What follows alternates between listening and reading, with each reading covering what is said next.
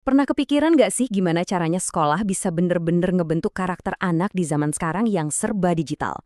Nah, hari ini kita bakal ngintip sebuah kisah inspiratif dari satu sekolah yang nemuin jawabannya, dan caranya unik banget. Ini pertanyaan yang bikin pusing banyak guru dan orang tua kan? Tapi ternyata sebuah sekolah dasar di Indonesia, SDN Langkap 01, punya jawaban yang mungkin bakal bikin kita semua kaget.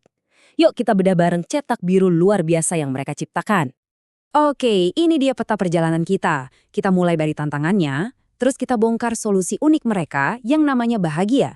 Setelah itu, kita lihat kerangka di baliknya, gimana mereka ngejalaninnya, dan terakhir, apa sih warisan yang mau mereka tinggalin. Nah, kita masuk ke bagian pertama. Emangnya masalah apa sih yang mereka hadapi sampai harus bikin program sekompleks ini? Yuk kita lihat kondisi nyata di lapangan. Iya kan, kita semua tahu lah ya, di zaman sekarang, anak-anak tuh dibanjiri informasi dari gadget mereka. Nah, di SDN Langkap 01, mereka ngerasain langsung dampaknya. Karakter dan disiplin siswa itu rasanya mulai luntur. Jadi, masalahnya tuh jelas banget ya. Disiplin siswa menurun, kebiasaan baiknya juga angin-anginan, ditambah lagi dukungan dari orang tua dan lingkungan sekitar rasanya kurang maksimal. Bahkan, gurunya sendiri pun jujur butuh pegangan yang lebih jelas buat ngadepin ini semua. Dan dari semua tantangan tadi, muncullah satu solusi. Sederhana, tapi cerdas banget. Cuma satu kata, tapi punya kekuatan untuk mengubah segalanya. Penasaran kan? Dan inilah dia, jantung dari inovasi mereka, bahagia. Ini bukan cuma kata bahagia biasa loh, ini adalah singkatan yang jadi kompas mereka. Berakhlak, hebat, gembira, inovatif, dan adaptif. Coba bayangin, filosofi pendidikan karakter yang dalam banget dirangkum dalam satu kata yang positif. Keren! Kerennya lagi, ide bahagia ini nggak cuma jadi pajangan, mereka bikin ini jadi aksi nyata setiap hari. Ada jadwal mingguannya. Senin temanya nasionalisme, Selasa soal agama, sampai Sabtu ada kerja bakti. Jadi nilai-nilai itu nggak cuma diomongin tapi dilakuin, jadi kebiasaan. Tapi tunggu dulu, program sekeren ini nggak asal jadi loh. Ada otaknya, ada cetak birunya. Mereka pakai metode yang lagi ngetren di dunia inovasi. Namanya design thinking. Yuk kita bedah kerangkanya. Nah, ini dia kerangkanya, model 5D. Simple aja sebetulnya. Pertama, define, definisikan dulu masalahnya apa. Lalu discover, cari tahu kekuatan dan kelemahan yang ada. Terus dream, impikan mau jadi seperti apa.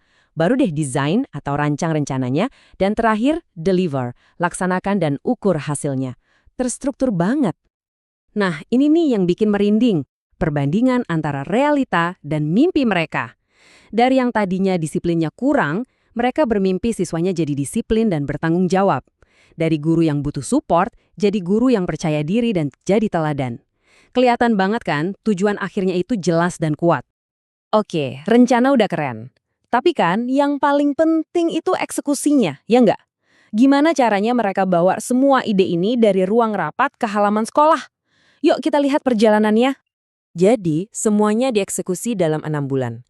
Bulan pertama itu persiapan, siap-siap dulu. Terus 4 bulan berikutnya mereka gaspol implementasi. Semua kegiatan harian dijalankan di sini. Dan di bulan terakhir mereka evaluasi. Rapi banget kan alurnya, terukur? Dan aksi nyatanya itu apa aja? Nah, ini dia. Ada pembiasaan 5S setiap pagi di gerbang. Senyum, salam, sapa, sopan, santun. Simple tapi ngena. Terus ada sesi baca buku bareng, guru-gurunya juga ada forum buat saling dukung, dan komunikasi sama orang tua dibikin aktif banget. Hal-hal kecil kayak gini yang pelan-pelan membangun budaya baru. Nah, biar nggak cuma angan-angan, mereka pasang target yang jelas. Target pertama, 90% siswa harus konsisten melakukan 5S itu setiap hari. Kenapa ini penting? Karena karakter yang besar itu dibentuk dari kebiasaan-kebiasaan kecil yang diulang-ulang terus. Dari situ, targetnya naik. Mereka mau lihat ada peningkatan disiplin siswa secara umum minimal 20%. Ini jadi bukti kalau kebiasaan kecil tadi itu beneran ngaruh ke perilaku yang lebih besar.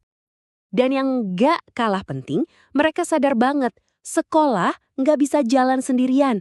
Makanya ada target keterlibatan orang tua minimal 70%. Ini nunjukin kalau kerjasama antara rumah dan sekolah itu adalah kunci sukses dari program ini. Oke, proyek 6 bulan selesai. Terus apa? Nah, ini bagian pentingnya. Tujuan akhirnya bukan cuma proyek jangka pendek, tapi membangun sesuatu yang akan bertahan lama. Sebuah warisan. Ini dia mimpi jangka panjang mereka. Mereka mau budaya positif ini jadi DNA-nya sekolah, bukan lagi program tempelan, tapi benar-benar jadi jati diri mereka. Sesuatu yang mendarah daging, masuk ke kurikulum, dan jadi identitas baru yang bikin bangga. Dan ambisinya, wow, nggak main-main. Visi utama mereka adalah menjadikan SDN Langkap 01 sebagai model budaya positif untuk diikuti oleh sekolah-sekolah lain. Jadi mereka nggak mau hebat sendirian, mereka mau jadi inspirasi, jadi cetak biru buat sekolah lain. Kisah dari SDN Langkap 01 ini ngasih kita bukti nyata ya, kalau perubahan yang direncanain dengan baik dan fokus ke manusianya itu sangat mungkin terjadi. Ini bikin kita mikir, coba deh kita bayangin gimana kalau setiap sekolah di luar sana punya cetak biru kebahagiaannya sendiri.